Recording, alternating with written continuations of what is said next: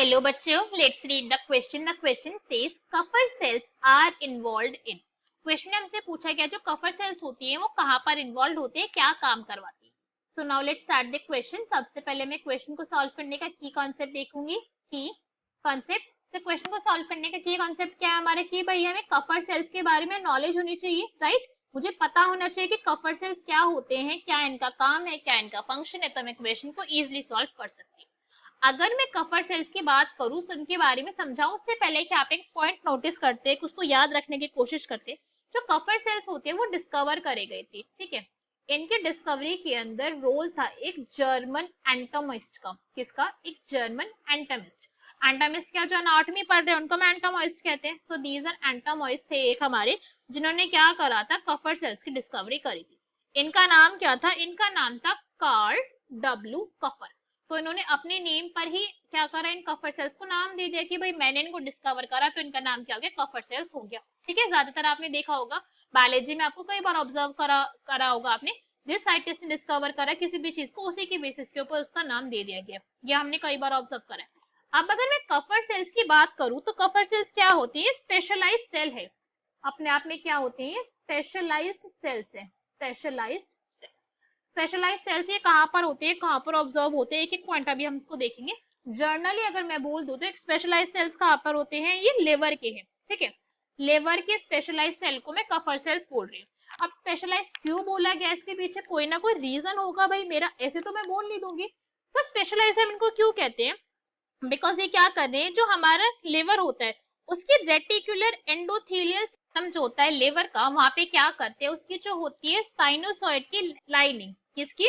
जो साइनोसॉइड्स होते हैं. साइनोसॉइड्स क्या होते हैं? हमारे हमारे ब्लड के जो पैसेज होते हैं ना, पतले पतले, उनको हम साइनोसॉइड्स कहते हैं. ठीक है. तो साइनोसॉइड्स की जो लाइनिंग होती है वहां पे क्या करती है, फिल्टर बना लेती है.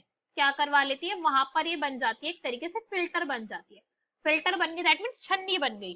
ठीक है. तो फिल्टर होकर ये वहां पे क्या कर रही है, कुछ फंक्शन परफॉर्म करते हैं. अगर मैं उस फंक्शन को एनलिस्ट करूं तो फर्स्ट ये क्या करते हैं, जितनी भी यहाँ पे बैक्टीरिया की एंट्री होगी, जितने भी बैक्टीरिया एंटर करना चाहेंगे उनको रिमूव करवा देगी, उनको एंटर नहीं करने देगी लिवर के अंदर.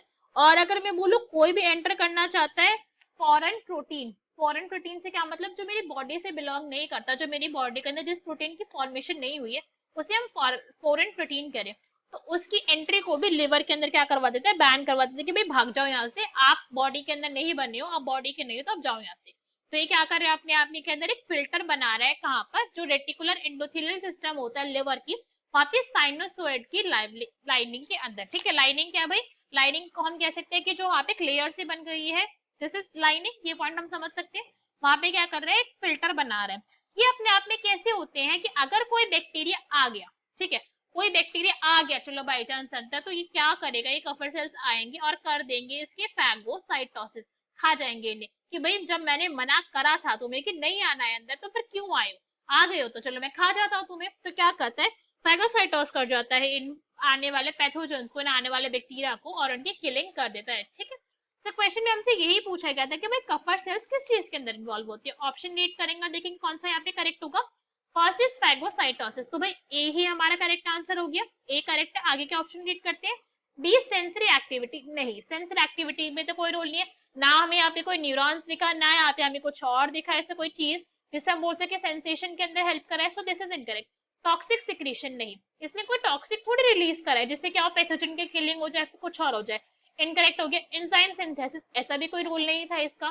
तो क्वेश्चन का करेक्ट आंसर क्या हो जाएगा हमारा, that will be A, phagocytosis. Hope you understood it well. Best of luck. Thank you.